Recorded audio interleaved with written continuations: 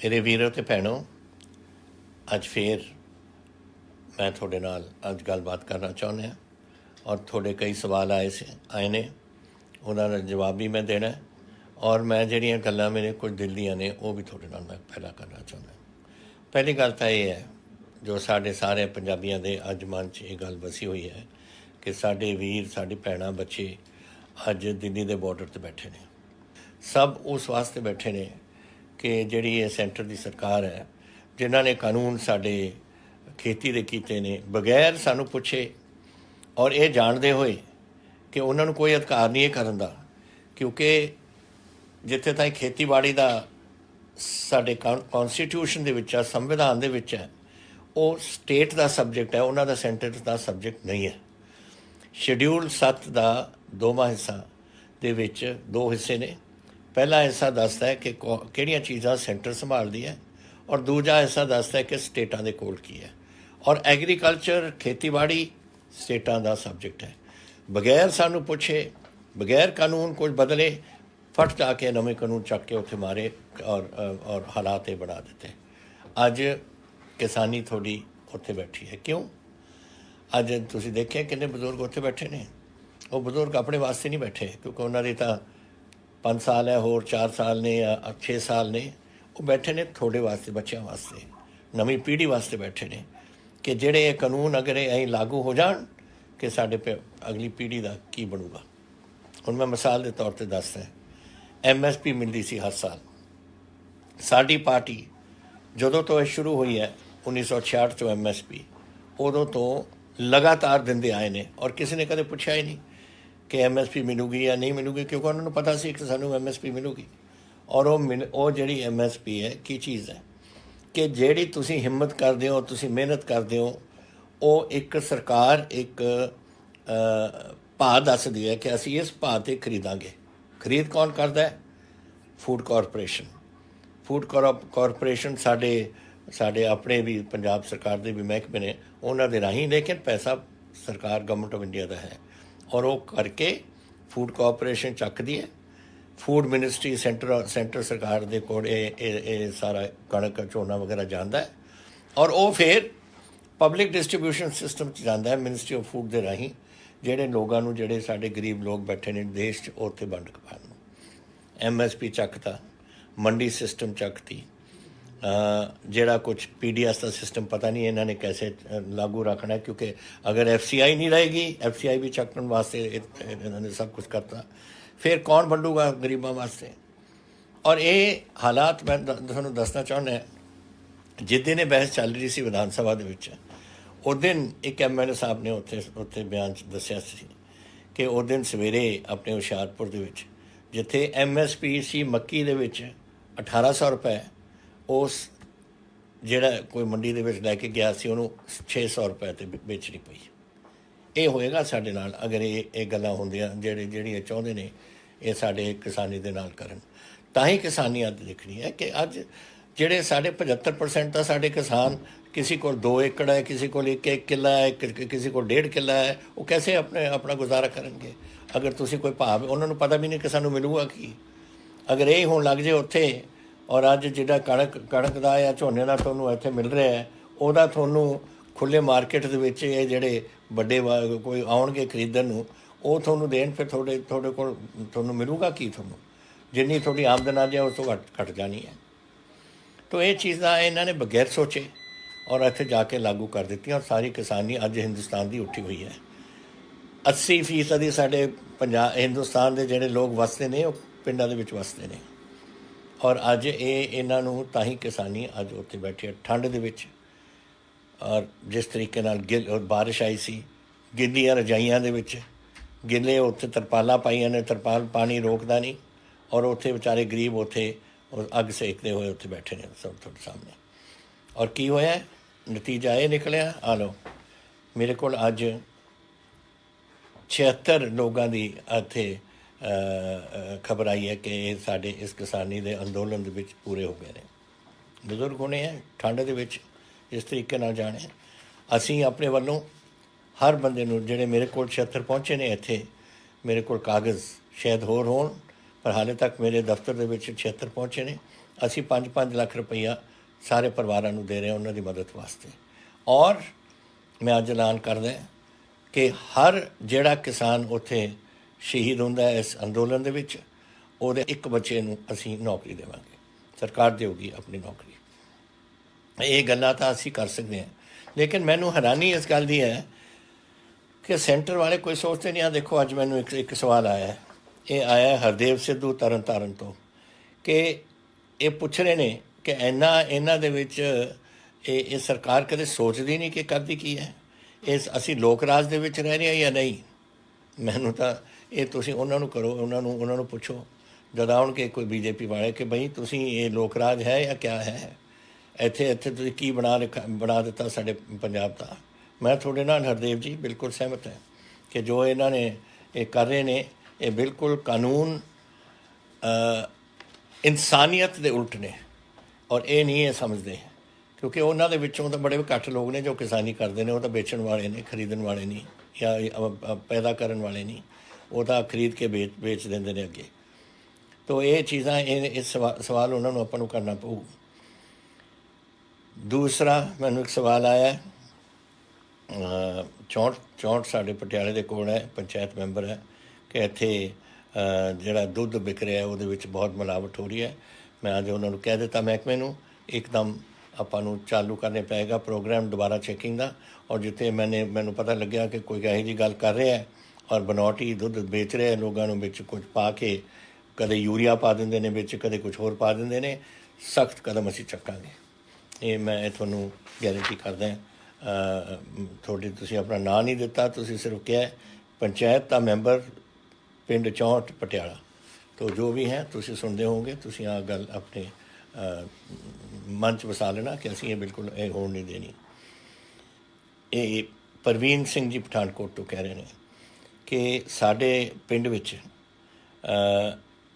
ਮੈਂ ਪਿੰਡ ਖਡਾਵਰ ਪਠਾਨਕੋਟ ਦੇ ਵਿੱਚੋਂ ਹੈ, ਡੇਲੀ ਕੋਈ ਬਨੌਟੀ ਸ਼ਰਾਬ ਵੇਚਣ ਵਾਲਾ 4 ਵਜੇ ਆਉਂਦੇ ਨੇ ਔਰ 10 ਵਜੇ ਰਾਤ ਨੂੰ ਜਾਂਦੇ ਨੇ, ਔਰ ਕੋਈ ਐਕਸ਼ਨ ਨਹੀਂ ਲਿੱਤਾ ਜਾ ਰਿਹਾ। ਮੈਂ ਹੁਣੀ ਸਪੈਸ਼ਲ ਟਾਸਕ ਫੋਰਸ ਜੋ ਬਣਾਈ ਹੈ ਇਸ ਵਾਸਤੇ ਉਹਨਾਂ ਨੂੰ ਕਹਿ ਰਿਹਾ, ਪੁਲਿਸ ਨੂੰ ਕਹਿ ਰਿਹਾ ਕਿ ਸਾਰੇ ਇੱਥੇ ਇਹਨਾਂ ਨੂੰ ਫੜਨ ਔਰ ਸਾਰੇ ਕਿਤੇ ਇੱਥੇ ਤਿਆਰੀ ਕਰਨ, ਜਿੱਥੇ ਲੋਕ ਜਾਣਦੇ ਨੇ, ਜਿਹੜੇ ਵੀ ਪਿੰਡਾਂ 'ਚ ਛਾਪੇ ਮਾਰ ਕੇ ਇਹਨਾਂ ਨੂੰ ਫੜਨ। ਔਰ ਅਸੀਂ ਸਖਤੀ ਕਰਾਂਗੇ ਬਹੁਤ, ਕਿਉਂਕਿ ਇਹ ਹੈ ਬਨੌਟੀ ਜਿਹਦੇ ਨਾਲ ਸਾਡੀ ਤਰਨਤਾਰਨ ਵਗੈਰਾ ਵਿੱਚ ਵੀ ਉੱਥੇ ਲੋਕਾਂ ਦੀ ਜਾਨਾਂ ਗਈਆਂ ਸੀ, ਔਰ ਮੈਂ ਹੁਣ ਨਹੀਂ ਦੇਣਾ ਪੰਜਾਬ 'ਚ। ਮੈਂ ਕਿਹਾ ਹੋਇਆ ਪਹਿਲਾਂ, ਔਰ ਅੱਜ ਤੋਂ ਅਸੀਂ ਸਖਤੀ ਕਰਕੇ ਇਸ ਨੂੰ ਰੋਕਾਂਗੇ। ਬਲਪ੍ਰੀਤ ਜੀ ਰਾਜਪੁਰੇ ਤੋਂ ਲਿਖਦੇ ਨੇ ਕਿ ਇੱਕ ਨਾਨਕ ਸਿੰਘ ਜੀ ਨੇ ਉੱਥੇ, ਇਹ ਬਹੁਤ ਗਰੀਬ ਨੇ, ਉਹਨਾਂ ਬਹੁਤ ਬਿਰਧ ਨੇ, ਉਹਨਾਂ ਦੇ ਕੋਈ ਬੱਚਾ ਨਹੀਂ, ਕੋਈ ਘਰ 'ਚ ਨਹੀਂ ਕੋਈ, ਕਦੇ ਆਪਣੇ ਭੈਣ ਕੋਲ ਰਹਿ ਜਾਂਦੇ ਨੇ, ਕਦੇ ਕੁਛ ਵੇਚ ਲੈਂਦੇ ਨੇ ਥੋੜ੍ਹਾ ਬਹੁਤਾ ਅਗਰ ਉਹਨਾਂ 'ਚ ਕੁਝ ਕਿਸੇ ਦਿਨ ਹਿੰਮਤ ਹੈ ਘੁੰਮਣ ਦੀ, ਔਰ ਬੜੇ ਹੈਂਡੀਕੈਪ ਨੇ ਔਰ ਬੜੀ ਮੁਸ਼ਕਿਲ ਤਰੀਕੇ ਨਾਲ ਖੜ੍ਹਦੇ ਵੀ ਨੇ, ਔਰ ਉਹ ਚਾਹੁੰਦੇ ਨੇ ਕਿ ਇਹਨਾਂ ਦੀ ਕੋਈ ਮਦਦ ਕੀਤੀ ਜਾਵੇ। ਮੈਂ ਇਹਨਾਂ ਦੀ ਹੁਣੀ ਸਾਡੇ ਦਫ਼ਤਰ ਵੱਲੋਂ ਅਸੀਂ ਉਹਨਾਂ ਦੀ ਫਾਈਨੈਂਸ਼ੀਅਲ ਅਸਿਸਟੈਂਸ ਕੁਝ ਭੇਜਾਂਗੇ ਤਾਂ ਕਿ ਉਹਨਾਂ ਦੀ ਅਸੀਂ ਮਦਦ ਕਰ ਸਕੀਏ, ਔਰ ਨਾਲੇ ਇਹਨਾਂ ਨੂੰ ਪੈਨਸ਼ਨ ਬਣਾਵਾਂਗੇ ਅਸੀਂ। ਸੋ ਇਹ ਦੋਨੋਂ ਚੀਜ਼ਾਂ ਅਸੀਂ ਕਰਾਵਾਂਗੇ ਉਹਨਾਂ ਵਾਸਤੇ। ਤੁਸੀਂ ਅੱਜ ਕਿਹਾ ਭੀਮਾ ਸਿੰਘ ਜੀ ਲੁਧਿਆਣਿਓਂ ਕਿ ਤੁਹਾਨੂੰ ਬੜੀ ਖੁਸ਼ੀ ਹੈ ਇਹ ਬਸੇਰਾ ਸਕੀਮ ਦੀ। ਮੈਂ ਆਸ ਕਰਦਾ ਕਿ ਬਹੁਤ ਜਲਦੀ ਹੀ ਇਹ ਇਸ ਨੂੰ ਲਾਗੂ ਕੀਤਾ ਜਾਊਗਾ, ਔਰ ਅਗਰ ਕੋਈ ਢਿੱਲ ਹੋਈ ਸਾਡੇ ਵੱਲੋਂ, ਸਰਕਾਰ ਵੱਲੋਂ, ਤੁਸੀਂ ਮੈਨੂੰ ਜ਼ਰੂਰ ਇਹ ਦੁਬਾਰਾ ਲਿਖ ਕੇ ਦੱਸਣਾ। ਅਸੀਂ ਇਹਨੂੰ ਬਿਲਕੁਲ ਸਿਰੇ ਚੜ੍ਹਾ ਕੇ ਰੱਖਾਂਗੇ, ਔਰ ਉਹ ਬੜੀ ਜਲਦੀ। ਮੈਂ ਤਾਂ ਬਹੁਤ ਦੇਰ ਦੀ ਚਾਹੁੰਦਾ ਸੀ ਸਕੀਮ ਅਸੀਂ ਕਰੀਏ ਕਿ ਜਿਹੜੇ ਗਰੀਬ ਸਾਡੇ ਇੱਥੇ ਸਲਮ ਨੇ ਆਪਣੇ ਸ਼ਹਿਰਾਂ ਦੇ ਵਿੱਚ ਜਾਂ ਹੋਰ ਜਿੱਥੇ ਉਹਨਾਂ ਦੀ ਜਿੱਥੇ ਵਸਦੇ ਨੇ ਲੋਕ, ਉਹ ਜ਼ਮੀਨ ਉਹਨਾਂ ਦੀ ਨਾਮ ਕੀਤੀ ਜਾਵੇ। ਔਰ ਅਸੀਂ ਇਹ ਪ੍ਰੋਜੈਕਟ ਹੁਣ ਕਰ ਦਿੱਤਾ ਹੈ, ਔਰ ਇਹ ਤੁਹਾਡੀ ਜਿੱਥੇ ਤੁਹਾਡੇ ਆਪਣੇ ਗਰੀਬ ਵਸ ਰਹੇ ਨੇ ਸਲਮਸ ਦੇ ਵਿੱਚ, ਉਹ ਜ਼ਮੀਨ ਉਹਨਾਂ ਨੂੰ ਹੁਣ ਮਿਲ ਜਾਣੀ ਹੈ।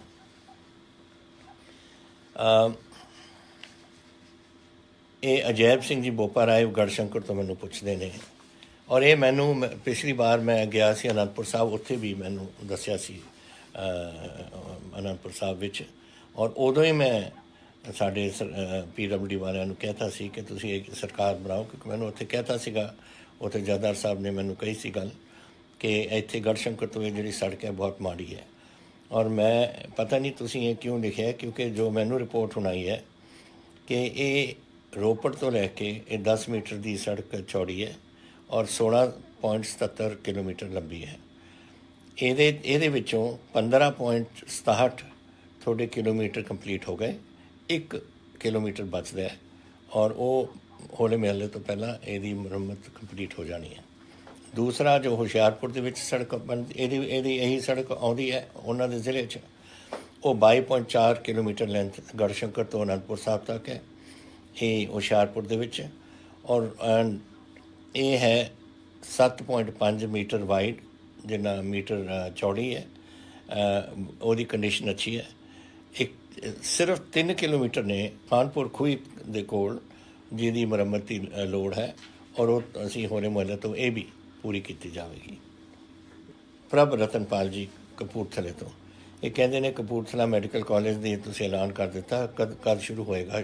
ਸ਼ੁਰੂ ਤਾਂ ਅਸੀਂ ਕਰ ਦਿੱਤਾ ਆ ਹੁਣ ਅਗਸਤ ਇਸ ਮਹੀਨੇ ਤੋਂ, ਇਸ ਸਾਲ ਤੋਂ 21-22 ਤੋਂ, ਮਤਲਬ ਇਸ ਸਾਲ ਜਿਹੜਾ ਅਗਸਤ ਆ ਰਿਹਾ ਉਹਦੇ ਵਿੱਚੋਂ ਸਾਡੀ ਐਡਮਿਸ਼ਨਾਂ ਵੀ ਸ਼ੁਰੂ ਹੋ ਜਾਣੀਆਂ ਨੇ। तो एडमिशन असी शुरू कर रहे हैं एकदम।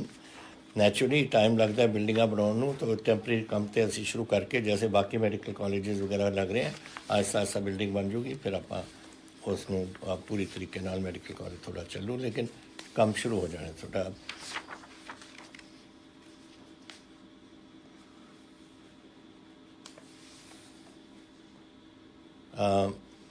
ये पूछ रहे हैं मनदीप सिंह जी फतेहगढ़ साहब तो, कह रहे हैं कि साधूगढ़ एनिमल जी पशुओं की मंडी है फतेहगढ़ साहब के बिल्कुल टुटी पई है।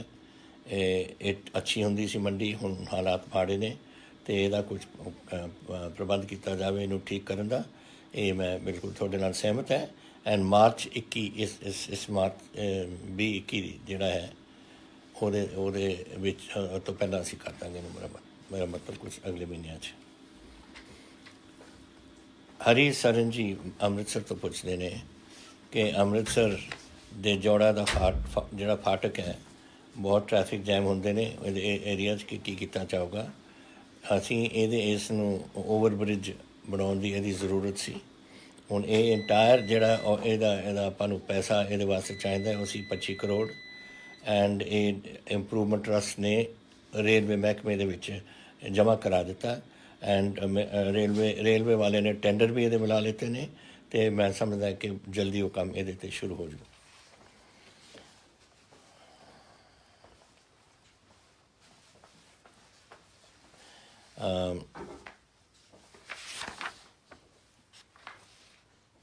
ਮੈਨੂੰ ਬਿਕਰਮਜੀਤ ਸਿੰਘ ਫਿਰੋਜ਼ਪੁਰ ਦੇ ਕਹਿੰਦੇ ਨੇ, ਤੁਸੀਂ ਦੇਖਣਾ ਚਾਹੁੰਦੇ ਹੋ ਕਿ ਜਿਹੜੀ RTI ਰਿਸਪੌਂਸ ਜਿਹਦੇ ਵਿੱਚ ਤੁਸੀਂ ਪੰਜਾਬ ਸਰਕਾਰ, ਇਹ ਕਾਂਗਰਸ ਪਾਰਟੀ ਦੀ ਜਿਹੜੀ ਸਰਕਾਰ ਹੈ, ਆ ਜਿਹੜੇ ਕਾਨੂੰਨ ਬਣਾਏ ਨੇ ਇਹ ਕਿਸਾਨੀ ਦੇ ਕਾਨੂੰਨ, ਉਹਦੇ ਵਿੱਚ ਮੈਂਬਰ ਸੀ ਜਾਂ ਨਹੀਂ?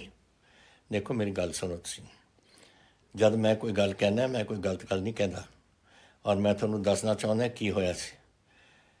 ਪ੍ਰਾਈਮ ਮਿਨਿਸਟਰ ਨੇ ਇੱਕ ਚੀਫ ਮਿਨਿਸਟਰ ਦੀ ਕਮੇਟੀ ਬਣਾਈ, ਉਹਨਾਂ ਦਾ ਇੱਕ ਚੀਫ ਮਿਨਿਸਟਰ ਬਣਾ ਦਿੱਤਾ ਚੇਅਰਮੈਨ, ਔਰ ਸਾਰੇ ਸਟੇਟਾਂ ਨੂੰ ਜਿਹੜੇ ਬਣਾਉਣਾ ਚਾਹੁੰਦੇ ਬੁਲਾਏ, ਪੰਜਾਬ ਨੂੰ ਨਹੀਂ ਉਹਨਾਂ ਨੇ ਪਾਇਆ ਵਿੱਚ। ਉੱਥੇ ਉਹਨਾਂ ਦੀ ਪਹਿਲੀ ਮੀਟਿੰਗ ਹੋਈ, ਔਰ ਪਹਿਲੀ ਮੀਟਿੰਗ ਦੇ ਵਿੱਚ ਉੱਥੇ ਪੰਜਾਬ ਨਹੀਂ ਸੀ। ਜਦੋਂ ਉਹਨਾਂ ਨੇ ਪੋਲੀਟੀਕਲ ਫੈਸਲਾ ਕਰ ਲਿਆ, ਫਿਰ ਮੈਂ ਉਹਨਾਂ ਨੂੰ ਚਿੱਠੀ ਲਿਖੀ ਕਿ ਅਸੀਂ 40% ਅੰਨ ਦਾ ਭੰਡਾਰ ਭਰਦੇ ਹਾਂ ਪੰਜਾਬ ਵਾਲੇ, ਔਰ ਤੁਸੀਂ ਸਾਨੂੰ ਇਹਦਾ ਮੈਂਬਰ ਕਿਉਂ ਨਹੀਂ ਬਣਾਇਆ? ਫਿਰ ਉਹਨਾਂ ਨੇ ਚਿੱਠੀ ਸਾਨੂੰ ਭੇਜ ਕੇ ਇੱਕ ਮੈਂਬਰ ਸਾਡਾ ਬਣਵਾਇਆ, ਪੰਜਾਬ ਗਵਰਨਮੈਂਟ ਦਾ ਬਣਾਇਆ।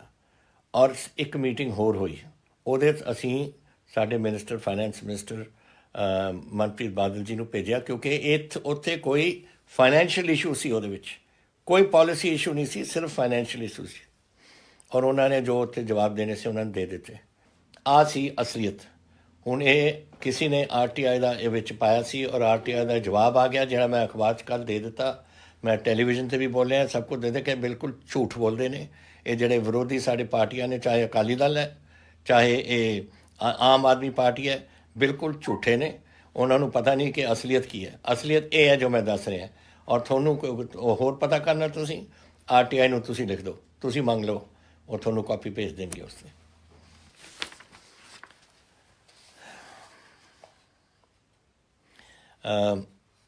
ਮੋਹਿਤ ਭਗਤ ਜੀ ਪੁੱਛਦੇ ਨੇ ਕਿ JEE ਔਰ LDC PSPCL ਦੇ ਵਿੱਚ ਕੁਛ ਉਦੋਂ ਕਦੋਂ ਰੱਖੇ ਜਾਣਗੇ। ਇਹ ਇੱਕ ਤੁਸੀਂ ਕਹਿ ਰਹੇ ਹੋ ਕਿ ਮੈਂ ਤੁਹਾਡਾ ਇਮਤਿਹਾਨ ਤੁਸੀਂ 1 ਸਾਲ ਹੋ ਗਿਆ ਪਾਸ ਕੀਤੇ ਨੂੰ, ਡਾਕੂਮੈਂਟ ਦੀ ਵੈਰੀਫਿਕੇਸ਼ਨ ਵੀ ਹੋ ਗਈ ਹੈ, ਅਤੇ ਮੈਂ ਤੁਹਾਨੂੰ ਦੱਸਣਾ ਚਾਹੁੰਦਾ ਮੋਹਿਤ ਜੀ ਕਿ ਤੁਹਾਡੇ ਅਪੋਇੰਟਮੈਂਟ ਆਰਡਰਸ ਇਸ ਮਹੀਨੇ ਦੇ ਵਿੱਚ ਹੀ ਇਸ਼ੂ ਹੋ ਜਾਣਗੇ। ਇਹ ਤਰਨਦੀਪ ਜੀ ਨੇ, Tarandeep Bilaspur news editor, New Zealand ਤੋਂ ਆਏ ਨੇ। ਪੰਜਾਬੀ ਨਿਊਜ਼ ਵੀਕਲੀ ਹੈ ਕੋਈ, ਪੰਜਾਬੀ ਨਿਊਜ਼ ਪੇਪਰ ਨਿਊਜ਼ੀਲੈਂਡ, ਬੜਾ ਨੰਬਰ ਟੈਲੀਫੋਨ ਨੰਬਰ ਵੀ ਉਠਾ ਦਿੱਤਾ ਹੋਇਆ ਕਿ ਤੁਸੀਂ ਕਿਹਾ ਕਿ ਮੈਂ ਤਰਨਦੀਪ ਹੈ, ਨਿਊਜ਼ੀਲੈਂਡ ਤੋਂ ਆਇਆ ਹੋਇਆ ਕਿ ਮੈਂ ਕੀ ਸੋਚਦਾ ਕਿ ਜਿਹੜੇ 40 ਬੰਦਿਆਂ ਨੂੰ ਸਮਨਸ ਕੀਤੇ ਨੇ ਨੈਸ਼ਨਲ ਇਨਵੈਸਟੀਗੇਸ਼ਨ ਏਜੰਸੀ NIA ਨੇ, ਇਹ ਕਿਸਾਨੀ ਦੇ ਜਿਹੜਾ ਅੰਦੋਲਨ ਚੱਲ ਰਿਹਾ ਇਹ ਠੀਕ ਹੈ ਜਾਂ ਨਹੀਂ, ਐਂਡ ਉਹਦੇ ਵਿੱਚ ਕੋਈ ਜਰਨਲਿਸਟ ਵੀ ਨੇ। What role can Punjab government play? ਦੇਖੋ ਕਿਸਾਨੀ ਨਾਲ, ਦੇਖੋ ਸਾਡੇ ਪੰਜਾਬੀ ਹੈ ਨਾ ਜਿਹੜੇ, ਤੁਸੀਂ ਪਿਆਰ ਨਾਲ ਤਾਂ ਜਿਹਨੂੰ ਮਰਜ਼ੀ ਮਿਲਾ ਦਿਓ। ਅਗਰ ਤੁਸੀਂ ਸਮਝਦੇ ਹੋ ਕਿ ਤੁਸੀਂ ਡਾਂਗ ਚੱਕੋਗੇ ਫਿਰ ਦੂਜੇ ਵੀ ਡਾਂਗ ਚੱਕ ਲੈਂਦੇ ਨੇ। ਇਹ ਪੰਜਾਬੀਆਂ ਦੀ ਸਾਡੀ ਇੱਕ, ਮੈਂ ਵੀ ਪੰਜਾਬੀ ਹਾਂ, ਮੈਨੂੰ ਪਤਾ ਹੈ ਕਿ ਮੇਰੇ ਦਿਲ 'ਚ ਕੀ ਗੱਲਾਂ ਚੱਲਦੀਆਂ ਨੇ, ਐਂਡ ਆਈ ਵਿਲ ਨਾਟ, ਇਹ ਮੈਂ ਐਕਸੈਪਟ ਨਹੀਂ ਕਰਦਾ। ਇਹ ਜਿਹੜਾ ਇਹ ਤੁਸੀਂ ਸਮਝਦੇ ਹੋ ਕਿ ਇਹਨਾਂ 'ਤੇ ਪ੍ਰੈਸ਼ਰ ਪਾ ਰਹੇ ਹੋ ਤੁਸੀਂ ਇਹਨਾਂ 'ਤੇ, ਮੈਂ ਬਿਲਕੁਲ ਇਹਦੇ ਉਲਟਾ ਹੈ। ਔਰ ਮੈਂ ਕਹਿ ਚੁੱਕਿਆ ਕਿ NIA ਦੀ ਇਨਵੈਸਟੀਗੇਸ਼ਨ ਬਿਲਕੁਲ ਐਕਸੈਪਟ ਅਸੀਂ ਨਹੀਂ ਕਰਦੇ। ਵਿੱਚ ਹੀ ਖਾਲਸਾ ਏਡ ਵਾਲੇ ਸਾਰੀ ਦੁਨੀਆ ਜਾ ਕੇ ਲੋਕਾਂ ਨੂੰ ਫੁਲਕਾ ਚੁਕਾਉਂਦੇ ਨੇ ਜਦ ਭੁੱਖੇ ਮਰ ਰਹੇ ਨੇ ਲੋਕ, ਔਰ ਤੁਸੀਂ ਉਹਨਾਂ ਨੂੰ ਵੀ ਬੁਲਾ ਰਹੇ ਹੋ। ਹੋਰ ਪਤਾ ਨਹੀਂ ਤੁਸੀਂ ਕੋਈ ਜਰਨਲਿਸਟਾਂ ਦੀ ਗੱਲ ਕਰ ਰਹੇ ਹੋ, ਪਤਾ ਨਹੀਂ ਕਿਹੜੇ ਹੋਰ ਬੁਲਾਏ ਨੇ, ਮੈਨੂੰ ਨਹੀਂ ਪਤਾ ਉਹ ਲਿਸਟ ਕਿਹੜੀ ਹੈ 40 ਦੀ।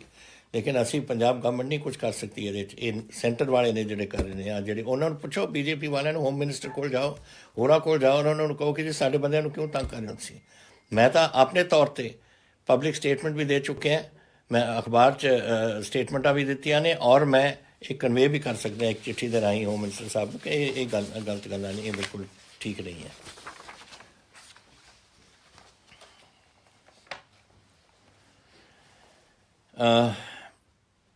ਨੰਬਰਦਾਰ ਪਰਮਿੰਦਰ ਬਰਾੜ ਜੀ ਮਲੋਟ ਤੋਂ, ਤੁਸੀਂ ਪੁੱਛਿਆ ਮੈਨੂੰ ਕਿ ਤੁਹਾਡੀ ਮਲੋਟ ਦੀ ਸੜਕ ਮਲੋਟ ਮੁਕਤਸਰ ਬੜੀ ਖਰਾਬ ਹੈ, ਇਹਦਾ ਕੀ ਕੀਤਾ ਜਾਵੇ। ਇਹ ਨੈਸ਼ਨਲ ਹਾਈਵੇ ਹੈ, ਐਂਡ ਇਹ 21-22 ਦੇ ਵਿੱਚ ਇਹਦਾ ਪ੍ਰੋਗਰਾਮ ਬਣਿਆ ਹੋਇਆ ਉਹਨੂੰ ਠੀਕ ਕਰਨ ਲਈ। ਇਹ ਥੋੜ੍ਹਾ ਜਿਹਾ ਜਦੋਂ ਮਾਘੀ ਦਾ ਮੇਲਾ ਹੋਇਆ ਸੀ, ਥੋੜ੍ਹੀ ਸਾਡੀ PWD ਨੇ ਮਦਦ ਕਰਕੇ ਪੈਚਅਪ ਪੂਚਅਪ ਕੀਤੀ ਸੀ, ਲੇਕਿਨ ਹੁਣ ਸਾਨੂੰ ਨੈਸ਼ਨਲ ਹਾਈਵੇ ਵਾਲਿਆਂ ਨੇ ਦੱਸਿਆ ਕਿ 21-22 ਦੇ ਵਿੱਚ ਇਹਨੂੰ ਦਿੱਤਾ ਗਿਆ ਹੈ ਪ੍ਰੋਗਰਾਮ 'ਚ, ਔਰ ਇਹਨੂੰ ਕੰਪਲੀਟ ਕਰਨਗੇ। ਉਹ ਇਹ ਗੱਲਾਂ ਸੀਆਂ ਜਿਹੜੀਆਂ ਤੁਸੀਂ ਸਵਾਲ ਕਰਦੇ ਰਹਿੰਦੇ ਹੋ ਮੈਨੂੰ। ਦੇਖੋ ਜਿਹੜਾ ਕੁਛ ਹੋ ਰਿਹਾ, ਅਸੀਂ ਇਹ ਸਾਲ ਜਿਹੜਾ ਲੰਘਿਆ ਕੁਛ ਇਹਦਾ ਹੀ ਮਾੜਾ ਸਾਲ ਸੀ। ਪਹਿਲਾਂ ਕੋਵਿਡ, ਕਿੰਨਾ ਨੁਕਸਾਨ ਸਾਡੇ ਲੋਕਾਂ ਦਾ ਉਹਦੇ ਵਿੱਚ ਹੋਇਆ, ਕਿੰਨਾ ਸਾਡਾ ਆਰਥਿਕ ਤੌਰ 'ਤੇ ਹੋਇਆ, ਕਿੰਨਾ ਜਾਨੀ ਨੁਕਸਾਨ ਹੋਇਆ। ਲੇਕਿਨ ਮਾਰਚ ਤੋਂ ਲੈ ਕੇ ਉਹ ਚੱਲਿਆ ਪਹਿਲਾਂ, ਫਿਰ ਹੁਣ ਉਸ ਤੋਂ ਬਾਅਦ ਇੰਡਸਟਰੀ ਸਾਡੀ ਔਖੀ ਤਰੀਕੇ ਨਾਲ ਉੱਠਣ ਲੱਗੀ, ਔਰ ਫਿਰ ਹੁਣ ਆ ਕੇ ਇਹਨਾਂ ਨੇ ਜਾ ਕੇ ਸਾਡੇ 'ਤੇ ਕਿਸਾਨੀ ਦੇ ਨਾਲ ਇਹ ਸ਼ੁਰੂ ਕਰਾਤਾ, ਉਹਨਾਂ ਦਾ ਨੁਕਸਾਨ ਕਰਾਤਾ। ਕਦੇ ਸੋਚਦੇ ਵੀ ਨੇ, ਮੈਨੂੰ ਕਦੇ ਸਮਝ ਨਹੀਂ ਆਉਂਦੀ ਕਿ ਇਹ ਲੋਕ ਕਦੇ ਇਹ ਵੀ ਸੋਚਦੇ ਨੇ ਕਿ ਗਰੀਬ ਲੋਕ ਨੇ, ਛੋਟੀ ਜ਼ਮੀਨਾਂ ਨੇ, ਮਸਾਂ ਆਪਣਾ ਗੁਜ਼ਾਰਾ ਕਰਦੇ ਨੇ, ਔਰ ਫਿਰ ਜਾ ਕੇ ਤੁਸੀਂ ਉਹਨਾਂ ਦੇ ਠੱਪਦੇ। ਔਰ ਦੂਸਰਾ ਮੈਂ ਪੁੱਛਣਾ ਚਾਹੁੰਦਾ ਇਹਨਾਂ ਨੂੰ, ਸੰਵਿਧਾਨ ਹੈ ਇਸ ਦੇਸ਼ 'ਚ ਜਾਂ ਨਹੀਂ? ਅਗਰ ਸੰਵਿਧਾਨ ਹੈ ਇਸ ਦੇਸ਼ ਦੇ ਵਿੱਚ ਤਾਂ ਫਿਰ ਸ਼ਡਿਊਲ 7 ਦੇ ਸੈਕੰਡ ਪਾਰਟ ਦੇ ਵਿੱਚ, ਪਾਰਟ 2 ਦੇ ਵਿੱਚ ਐਗਰੀਕਲਚਰ ਮੇਰਾ ਸਬਜੈਕਟ ਸੀ, ਪੰਜਾਬ ਦਾ ਸਬਜੈਕਟ ਸੀ, ਹਿਮਾਚਲ ਦਾ ਸਬਜੈਕਟ ਹੈ, ਹਰਿਆਣੇ ਦਾ ਸਬਜੈਕਟ ਹੈ, ਦਿੱਲੀ ਦਾ ਸਬਜੈਕਟ ਨਹੀਂ ਹੈ ਪਾਰਲੀਮੈਂਟ ਦਾ। ਕਿਉਂ ਤੁਸੀਂ ਇਹ ਚੇਂਜ ਕੀਤਾ ਵਿਦਆਊਟ ਐਨੀ ਕਿਸੇ ਨੋਟਿਸ ਕਰਨੇ ਜਾਂ ਪਾਰਲੀਮੈਂਟ ਦੇ ਵਿੱਚ ਡਿਸਕਸ਼ਨ ਕੀਤੀ? ਲੋਕ ਸਭਾ ਦੇ ਵਿੱਚ ਪਾਸ ਕਰਤਾ ਕਿਉਂਕਿ ਉਹਨਾਂ ਦੇ ਕੋਲ ਬਹੁਤ ਮੈਂਬਰ ਨੇ। ਰਾਜ ਸਭਾ ਜਿੱਥੇ ਉਹਨਾਂ ਦੇ ਉਹ ਸਮਝਦੇ ਸੀ ਕਿ ਕੋਈ ਗੜਬੜ ਹੋ ਜਾਏ, ਉੱਥੇ ਪਾਸ ਹੀ ਨਹੀਂ ਕੀਤਾ, ਉੱਥੇ ਬਸ ਉਹੀ ਰੌਲਾ ਪਾ ਕੇ ਪਾਸ ਕਰਤਾ। ਇਹ ਤਰੀਕੇ ਨਹੀਂ ਹੁੰਦੇ ਇਸ ਕੰਮ ਕਰਨ ਦੇ। ਇਹਦੇ ਨਾਲ ਨੁਕਸਾਨ ਸਾਡਾ ਦੇਸ਼ 'ਚ ਹੋ ਰਿਹਾ। ਹੁਣ ਅੱਜ ਜਿਹੜਾ ਸਾਰੀ ਕਿਸਾਨੀ ਅੰਦੋਲਨ ਦੇ ਕਰ ਰਹੀ ਹੈ, ਚਾਹੇ ਤੁਸੀਂ ਕਹਿ ਰਹੇ ਹੋ ਕਿ ਸਿਰਫ ਪੰਜਾਬੀ ਕਰ ਰਹੇ ਨੇ, ਪੰਜਾਬੀ ਕਿਤੇ ਕਰ ਰਹੇ ਨੇ, ਹਰਿਆਣਵੀ ਬੈਠੇ ਨੇ, ਸਾਡੇ ਉੱਤਰਾਖੰਡ ਦੇ ਬੈਠੇ ਨੇ, ਅਤੇ ਦਿੱਲੀ ਦੇ ਕਿਸਾਨ ਬੈਠੇ ਨੇ ਜਿਹੜੇ ਦਿੱਲੀ ਦੇ ਵਿੱਚ ਪਿੰਡ ਨੇ। ਔਰ ਇੱਧਰਲੇ ਪਾਸੇ ਤੁਸੀਂ ਕੋਈ ਵੀ ਇੱਧਰਲੇ ਪਾਸਿਆਂ ਦੇ ਦੇਖ ਲਓ, ਲੋਕ ਕਿਤੋਂ ਨਾ ਕਿਤੋਂ ਆਏ ਹੋਣੇ ਆ। ਹੁਣ ਮੈਂ ਨਹੀਂ ਕਹਿ ਸਕਦਾ ਕਿ ਹੁਣ ਕੇਰਲਾ ਅਤੇ ਕਿਤੇ ਤਾਮਿਲਨਾਡੂ ਦੇ ਵਿੱਚ ਸਾਰੀ ਕਿਸਾਨੀ ਉੱਠ ਕੇ ਤੁਰ ਪਿਓ, कैसे ਆ ਸਕਦੇ ਨੇ ਇੰਨੇ ਹਜ਼ਾਰਾਂ ਮੀਲ ਤੋਂ। ਲੇਕਿਨ ਉਹਨਾਂ ਦੇ ਨੁਮਾਇੰਦੇ ਆਏ ਨੇ, ਔਰ ਨੁਮਾਇੰਦੇ ਉੱਥੇ ਬੈਠੇ ਨੇ। ਸਾਡੇ ਪੰਜਾਬ ਦੇ ਤਕਰੀਬਨ 80,000 ਉੱਥੇ ਕਿਸਾਨ ਬੈਠੇ ਨੇ। ਹਰਿਆਣੇ ਦੇ ਵੀ ਇੰਨੇ ਹੀ ਹੋਣੇ ਆ, ਰਾਜਸਥਾਨ ਦੇ ਵੀ ਇੰਨੇ ਹੋਣੇ ਆ, ਵੈਸਟ ਯੂਪੀ ਦੇ ਵੀ ਇੰਨੇ ਹੋਣੇ ਆ, ਸਾਰੇ ਕਿਤੋਂ ਆਏ ਨੇ। ਤਾਂ ਇਹ ਤਾਂ ਇੱਕ ਅੰਦੋਲਨ ਪੰਜਾਬੀਆਂ ਦਾ ਨਹੀਂ, ਇਹ ਸਾਰੇ ਕਿਸਾਨੀ ਦਾ ਅੰਦੋਲਨ ਹੈ। ਔਰ ਮੇਰਾ ਖਿਆਲ ਸਾਰਿਆਂ ਨੂੰ ਸਮਝਣਾ ਚਾਹੀਦਾ ਹੈ ਕਿ ਉਹਨਾਂ ਨੂੰ ਦੁੱਖ ਕੀ ਹੈ, ਔਰ ਸਮਝਣਾ ਚਾਹੀਦਾ ਕਿ 11ਵੀਂ ਵਾਰ ਇਹਨਾਂ ਦੀ ਹੁਣ ਅੱਜ ਮੀਟਿੰਗ ਹੋਈ ਹੈ, ਪਤਾ ਨਹੀਂ 12ਵੀਂ ਵਾਰ ਹੈ ਅੱਜ। ਕਿੰਨਾ ਤੁਸੀਂ ਹੋਰ ਰੱਖੋਗੇ ਇਸ ਨੂੰ? ਤੁਸੀਂ ਸਮਝ ਲਓ ਇੱਕ ਕੀ ਇਹਦੇ 'ਚ ਕੋਈ ਦੱਸੋ ਮੈਨੂੰ, ਕੋਈ ਨੁਕਸ ਹੋ ਸਕਦਾ ਹੈ ਅਗਰ ਤੁਸੀਂ ਇਹ ਜਿਹੜੇ ਕਿੰਨੀ ਵਾਰ ਕੌਨਸਟੀਟਿਊਸ਼ਨ ਬਦਲੇ ਸੰਵਿਧਾਨ ਦੀ ਜਦ ਤੋਂ 1950 ਦੇ ਵਿੱਚ ਅਡਾਪਟ ਹੋਇਆ? ਮੇਰਾ ਖਿਆਲ 130 ਜਾਂ 140 ਵਾਰ ਇਸ ਸੰਵਿਧਾਨ ਨੂੰ ਬਦਲਿਆ ਗਿਆ। ਉਹ ਜਿਹੜੇ ਐਕਟ ਸੀ ਉਹਦੇ ਵਿੱਚ ਉਹਦੇ ਜੋ ਕਾਨੂੰਨ ਬਦਲਿਆ, ਇੱਕ ਵਾਰ ਹੋਰ ਨਹੀਂ ਬਦਲ ਸਕਦੇ ਤੁਸੀਂ? ਬਦਲ ਕੇ ਠੀਕ ਹੈ, ਕਿਸਾਨ ਨਹੀਂ ਚਾਹੁੰਦੇ, ਅਸੀਂ ਬਦਲ ਰਹੇ ਹਾਂ, ਫਿਰ ਅਸੀਂ ਕਿਸਾਨਾਂ ਨਾਲ ਬਹਿ ਕੇ ਕਮੇਟੀ ਬਿਠਾ ਕੇ ਇੱਕ ਨਵਾਂ ਅਸੀਂ ਘੜਾਂਗੇ ਔਰ ਫਿਰ ਅਸੀਂ ਪਾਰਲੀਮੈਂਟ ਦੇ ਵਿੱਚ ਲਿਆਵਾਂਗੇ। ਇਹੋ ਜਿਹੀ ਗੱਲ ਕਰ ਲਓ। ਲੇਕਿਨ ਅੜਪਨ ਕੇ ਮੈਂ ਤਾਂ ਕਰਨਾ ਹੈ, ਮੈਂ ਤਾਂ ਗੱਲ ਹੀ ਨਹੀਂ ਕਰਨੀ, ਇਹ ਕਿਆ ਮਤਲਬ ਹੋਇਆ? ਫਿਰ ਆਪਾਂ ਲੋਕ ਰਾਜ ਹੈ ਜਾਂ ਨਹੀਂ ਹੈ? ਇਹ ਸਮਝਣ ਵਾਲੀ ਗੱਲਾਂ ਨੇ। ਔਰ ਮੈਂ ਤੁਹਾਡੇ ਨਾਲ ਬਿਲਕੁਲ ਮੈਂ ਮੇਰੀ ਹਮਦਰਦੀ, ਮੇਰੇ ਪਾਰਟੀ ਦੀ ਹਮਦਰਦੀ 101% ਪੰਜਾਬ ਦੀ ਕਿਸਾਨੀ ਦੇ ਨਾਲ ਹੈ। ਅਸੀਂ ਖੜ੍ਹੇ ਹਾਂ ਤੁਹਾਡੇ ਨਾਲ, ਔਰ ਜੋ ਸਾਡੇ ਵਾਸੀ ਗੱਲ ਹੈ ਅਸੀਂ ਤੁਹਾਡੇ ਵਾਸਤੇ ਕਰਦੇ ਰਹਾਂਗੇ। ਬਹੁਤ ਧੰਨਵਾਦ। ਜੈ ਹਿੰਦ। ਵਾਹਿਗੁਰੂ ਜੀ ਕਾ ਖਾਲਸਾ, ਵਾਹਿਗੁਰੂ ਜੀ ਕੀ ਫਤਿਹ।